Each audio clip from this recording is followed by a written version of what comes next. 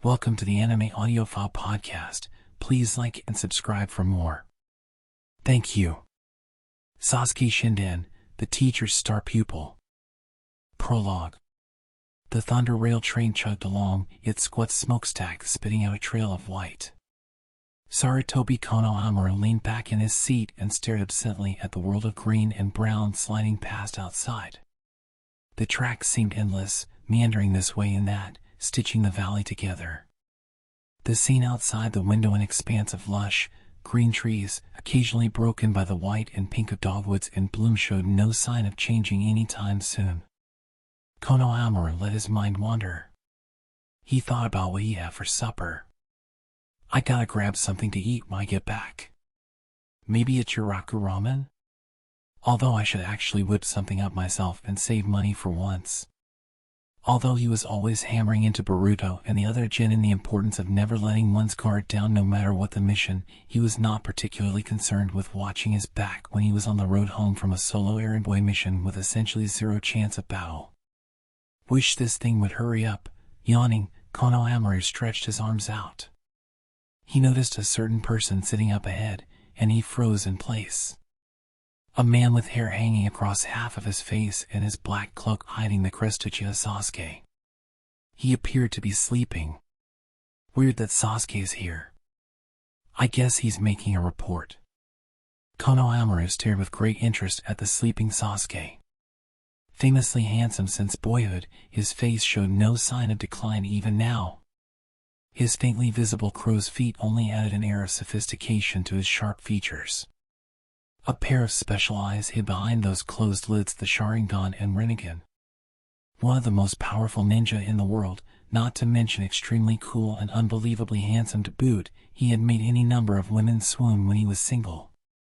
Whether or not he himself had been the slightest bit interested in any of that was another matter, however. Can't believe I'd run into Sasuke here.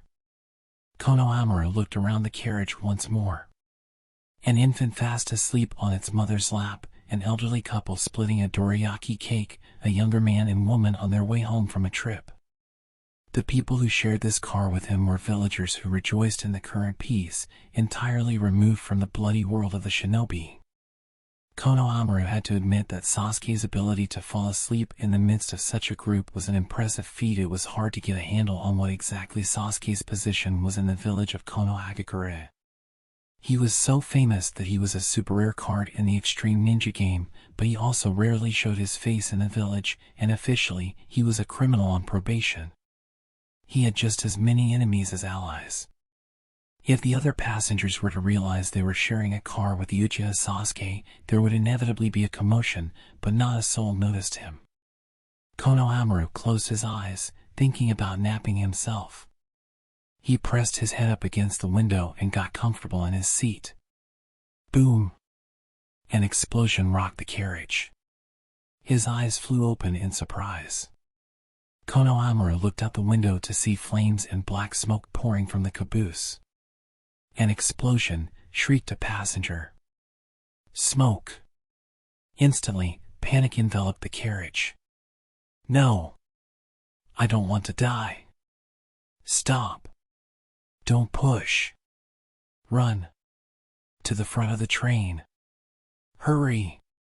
Jostling up against one another, the passengers flooded the narrow aisle. Please, calm down, Konohamaru called out, stepping into the fray. The mass hysteria could cause more damage than the explosion itself. I'm a ninja from the land of fire. The explosion was in the last car. Very far from us. Everyone, please calm down and stay in your own seat for now. Quietly. Silence immediately fell over the carriage. Some measure of order had been restored thanks to Konohamaru's direction. He hesitated over whether or not to lead them to the front of the train. If the explosion was the doing of some villain, then the lead carriage would be a definite target, given that that was where all the controls were. I'm going to go take a look at the situation. I'm sure the train will stop soon. Once it does, please exit the carriage, taking the bare minimum of luggage with you. And whatever you do, don't panic, please. Where's Sasuke? He looked around, but the other ninja was gone, presumably having already headed out to the site of the explosion. It seemed he had prioritized putting out the fire over calming the passengers. Konohamaru hurried to open the window and climbed up to the roof of the car before racing to the caboose, ground zero for the explosion. Arriving at the 12th car, the tail of the train, Konohamaru stopped dead in his tracks, stunned. The car should have been entirely ablaze, and yet for some reason it and the bright flames enveloping it were frozen solid. He kicked in one of the icy windows and climbed inside. A biting wind blasted past, almost sharp enough to cut his cheek. Uchiha Sasuke stood in the center of a vortex of cold air. The red fire that burned up the wooden seat frame before his brandished hand was suddenly encased in ice. An instant later, it disappeared. Sasuke? What on earth? Konohamaru? Sasuke turned and flicked his eyes around the frozen carriage. As you can see, I extinguished the fire. He extinguished. Well, it's true the fire's out, but the last car was for first-class passengers, so the design was different from the other carriages. Pairs of luxuriously large sofas faced each other, and thick oak walls separated the compartments. The explosion had devastated the ceiling, but it didn't take an expert to see that the light fixtures and ceiling fans were quite sumptuous, even if the intricate sculptures that had adorned them were now in pieces on the floor. The blast had also warped all the furniture in the car. Now the seats were frozen as well as charred, a sad shadow of their former glory. Putting out fires with water style generates high-temperature steam, Sasuke told an overwhelmed Konohamaru. So just combine water with wind style and freeze everything, including the steam you generate. A sort of ice style that's not water, HM? Close, but not exactly. Sasuke shook his head. A long time ago, I fought someone who used this technique. I copied it, but my approximation doesn't begin to compare with the power of his original. It doesn't begin to compare? This? A puff of white air slipped from his lips as Konohamaru examined the carriage, completely frozen floor to ceiling. It was one thing to say you just had to combine water style with wind style, but it was no mean feat to activate these two different natures simultaneously and somehow bring them together. Iya, Konohamaru turned at this brief cry from the doorway. What is this? A teenage girl with short red hair stood there gaping, earrings dangling from her ears, nails decorated with rhinestones and glitter. Why is my seat frozen solid? There was an explosion in this car, Konohamaru explained. We had to put the fire out. An explosion? The girl's eyes nearly popped out of her head. When? Just a minute ago, he replied, perplexed. You were here and you didn't notice? I thought everyone was being weird, all running and yelling. I was listening to music. And indeed, orange headphones hung around her neck. Sasuke took a step forward. What were you doing up to now? He asked, his voice flat. What was I? I was kinda hungry, so I had, pasta and escargot and panna cotta in the dining car. And then I got some water to bring back here with me. The girl held up the glass of carbonated water she held in one hand as if to show it off. What happened to the other passengers? Sasuke asked. It's just me. I mean, this is first class. I rented the whole carriage. She puffed her chest out with self-satisfaction. Konohamaru stared hard. This girl? All alone in first class? What's that look for? She pursed her lips and frowned at the suspicious look on Konohamaru's face. Are underage people not allowed to ride the Thunder Train alone? No, that's not. Don't get the wrong idea, buddy. I've got money. Maybe I look like Sasuke cut the girl off, Konohamaru. Did you notice anyone suspicious on your way here? No, Konohamaru shook his head. I came here on the roof, though, so I don't know what's going on inside the train. The person who planted the bomb must still be on board. Sasuke tossed Konohamaru a fragment of glass. The thin shard had a gentle curve to it, clearly different from the window glass. Konohamaru realized it was part of a bomb timer fuse. If the perpetrator had employed a bomb to cause the explosion, then it was safe to assume the crime was the work of someone who couldn't use ninjutsu. And if they couldn't use ninjutsu, there was no way they could escape the thunder train when it was racing along like a bolt of lightning across the ground. In other words, the bomber was still on the train. He and Sasuke needed to apprehend whoever it was before they could do any more damage. Boom! The roar of another explosion.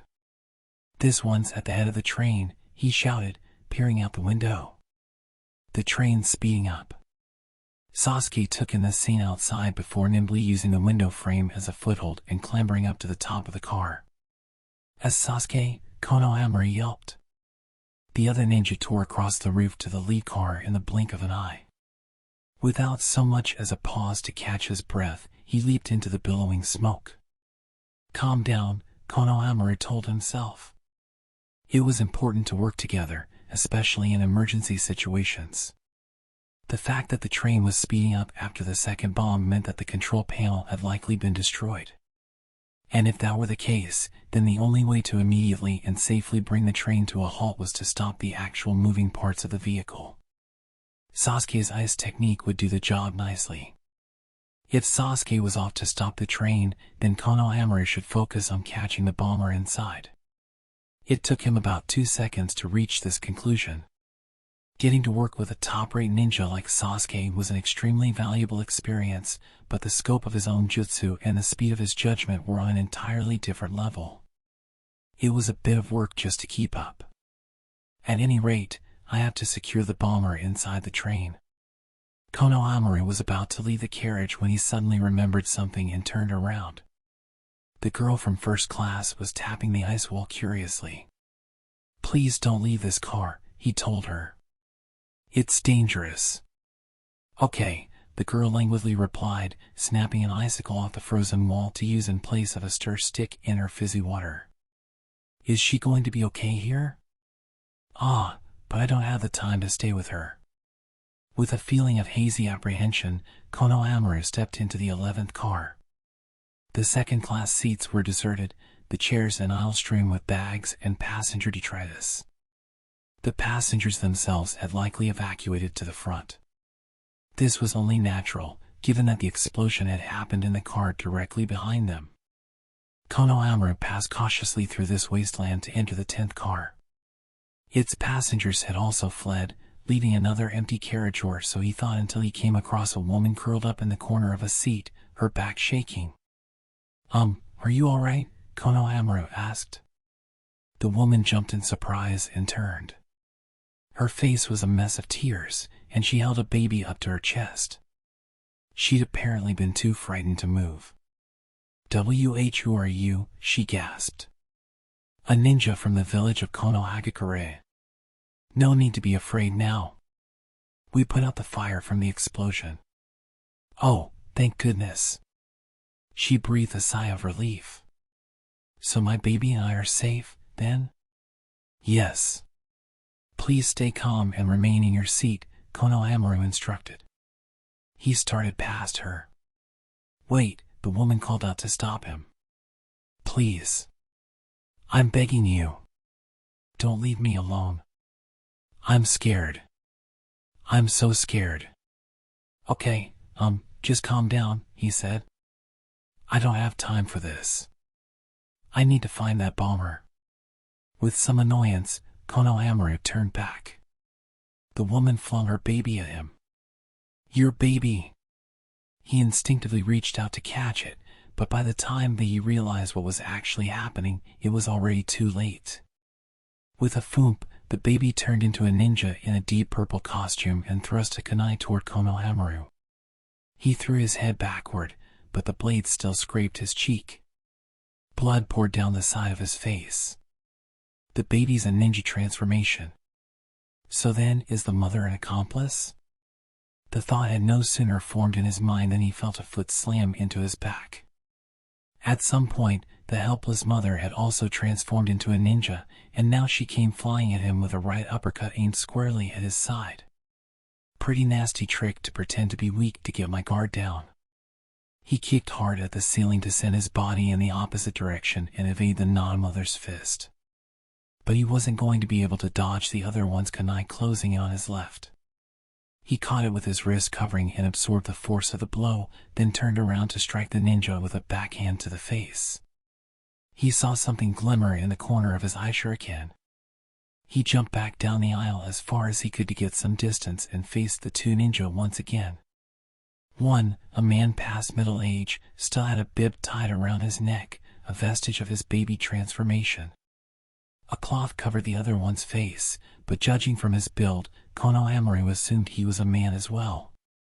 The sole distinguishing feature he could make out was a mole beneath the left eye. Both had weapons at the ready.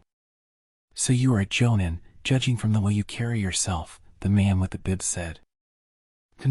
To know, Konohamaru wasn't about to give his enemy any information. All us Konoha ninja are pretty strong. Maybe I'm not even a chunin yet. You're too modest. The man in the bib shook his head. I am grateful to the fates. I never dreamed I would be given the opportunity to kill a jonin with my own hands. Alright, tough guy. Konohamaru glanced out the window. Their speed was dropping, albeit by the tiniest increments. Sasuke had probably frozen the mechanical parts at the head of the train. I gotta take care of this before he gets back, give him a little present. There's no need for you to fight. The man with the mole took a step out in front of the man with the bib. We will dispatch him. Konohamaru raised an eyebrow. The door leading to the 9th car opened behind the mole-faced man, and a new purple shadow strolled in. So there's more of you, Konohamaru jumped back again. 3 against 1. Before this had a chance to register fully, a 4th purple-clad ninja appeared behind the 3rd, then another behind him, and still another behind that one. 4, 5, 6, 12 against 1. This was no time to worry about taking them alive. As the 12 ninja closed in on him, Konohamaru backed away until he bumped up against the door and was forced to stop. No, hang on a sec. This many people are gonna fight in this tiny train car? Whoa, Taimo-12 ninja slashed toward him from 3 different directions. There was nowhere for him to run in the claustrophobic space. So then Shadow Doppelganger, wait, no, a melee in this small room was too dangerous. Gah. For real. What am I gonna do here? For the moment, he focused on dodging their kunai. A powerful gust of hot wind blasted past him, nearly singing the top of his head fire-style, fireball technique. The enemy ninja flinched and retreated, forced back by the sudden eruption of crimson flames. Uchiha Sasuke, the mole-faced man, groaned as he beat back the roaring flames. Sasuke stood over Konohamaru, still crouched on the floor. Situation? He asked. This is probably the entire enemy contingent on the train. Leader's the old guy in the bib. Very likely they've got a larger organization backing them. Take them alive, Sasuke instructed. Right, Konohamaru said, and the other ninja vanished. Konohamaru looked up and gasped. The man in purple at the far end of the enemy line was already frozen and falling to the floor. The man next to him also dropped to his knees and toppled over. In the blink of an eye, Sasuke had taken down 2 ninja. Leave him to us. A man jumped in front of the one in the bib to protect him. Without a word, Sasuke thrust his still sheathed hidden sword downward. The man caught the sword stroke with his wrist covering, but there was no way it could absorb the blow completely, and the man flew back against the wall. After a moment's hesitation, the bib man charged toward the window, broke the glass, and leaped outside. Oh. Hey. Stop. Konohamaru glanced at Sasuke, but he didn't seem to be paying any mind to the man in the bib. Which means I'm supposed to go after him? Konohamaru jumped through the window to give chase. Alternating between hand strikes and the back of his sword, Sasuke knocked his enemies out cold one after another. Even just in terms of speed, he was on an entirely different level than his opponents. They had no chance, despite outnumbering him, and they dropped like flies. Soon only two of the purple-clad men remained standing. One of them was the man with the mole who had transformed into the mother. Sasuke stared at him, silently willing him to surrender. Damn it. The mole-faced man sighed and waved a short sign. Pock! A horn-shaped steel pillar sprang up from the floor at Sasuke's feet. He deftly stepped out of its path and punched the man closest to him in the jaw, knocking him out. The pillar continued to grow. It ripped through the ceiling of the car and twisted upward into the sky. Sasuke had never seen this ninjutsu before, and while it appeared quite powerful, it was still no match for him. At any rate, there was just one enemy ninja left now. Sasuke looked squarely at the last man standing, the man with the mole. H&GH. Come, Uchiha. The mole-faced man desperately yanked his sword from the sheath on his back and readied it before him. Hey! Is the train, stopped? A voice drawled lazily. The door opened behind the mole-faced man, and the girl from the first-class car popped her head in. Run! Sasuke shouted. But mole-faced man was already rushing at the girl to grab her. Huh? She raised both eyebrows, confused by the sudden attack. Sasuke flung a kunai with unerring precision. It pierced the mole-faced man's stomach but didn't stop him. He yanked the girl off her feet and tossed her toward the window. She screamed. The glass broke, and she was launched from the train. TCH. Sasuke leaped after her, caught her in midair, and touched down on the ground. WW what? That was super scary. Who was that guy? I totes thought I was gonna die. If she was making this much of a fuss, then she couldn't be badly hurt. The bigger problem was the mole-faced man. Sasuke let the girl down on a patch of grass and turned back toward the train. He jumped up, caught the edge of a window frame, and peered inside. The inside of the carriage was painted with blood, and the mole-faced man lay slumped against the wall. His feet continued to twitch, but his wide-open eyes stared blankly at nothing. It was clear he was dead. He looked to have slit his own throat with the kunai on the floor in front of him. This is exactly what I didn't want. Sasuke flipped over the other man who was face down on the floor. Blood oozed from his chest where a kunai had been stabbed into him. The man with the mole had probably killed him to keep him quiet. Sasuke sighed with annoyance. Train bombers or not, he hadn't intended for anyone to die. Now he would never get any information about why they committed this crime, and besides, the current Hokage hated it when people died. If Konohamaru could at least take the leader alive, Sasuke turned his back on the 11 dead bodies and jumped down out of the train. The girl was on her back on the ground, her eyes dazed. She was trembling uncontrollably. What's wrong? Sasuke asked. Ah. Her voice shook. She raised an unsteady hand.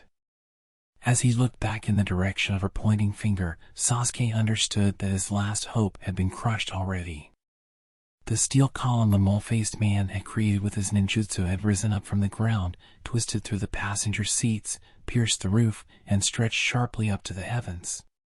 Skewered on the tip was the man who had been their leader, impaled like a butcher bird's prey on a twig. Hold up, Konohamaru called out to the fleeing man in the bib. You're not gonna make it out of here. Just surrender. The man ignored him and ran toward the woods that spread out on the side of the tracks. Konohamaru turned the knob on the scientific ninja tool attached to the inside of his wrist. A small scroll popped out. In it was an electrical strike that used thunder style. He released the bolt from the palm of his brandished hand. Crackling and sparking, it raced off into space like a yellow dragon and struck the man in the bib squarely in the back.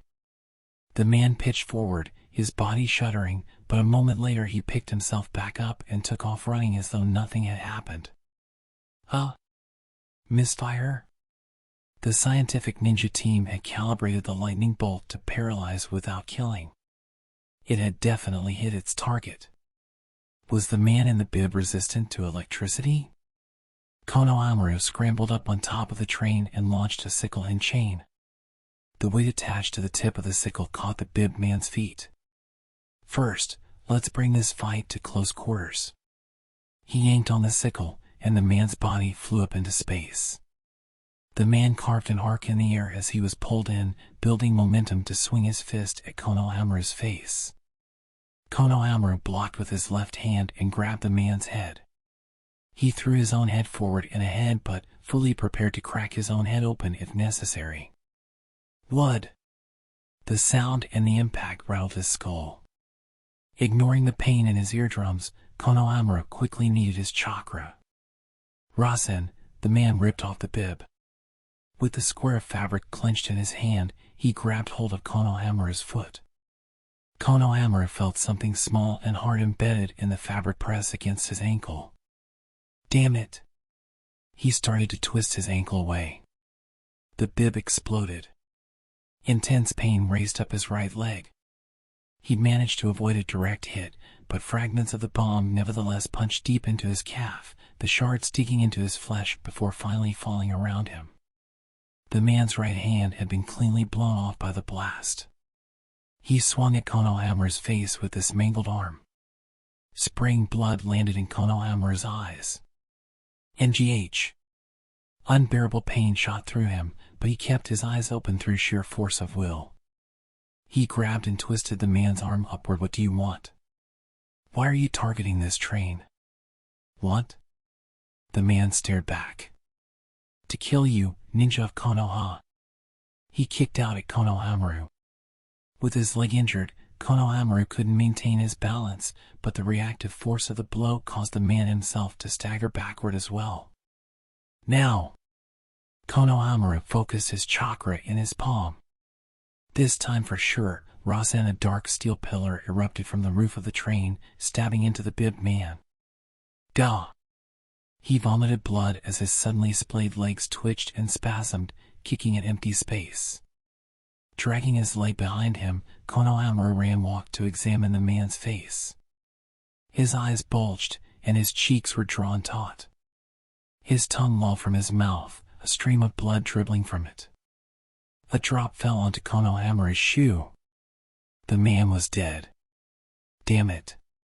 Konohamaru slowly collapsed on the spot.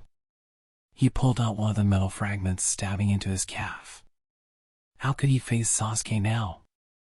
Not only had he not managed to get any information, he'd let the enemy die. End of prologue. Thank you for listening. Remember to like and subscribe for lots more.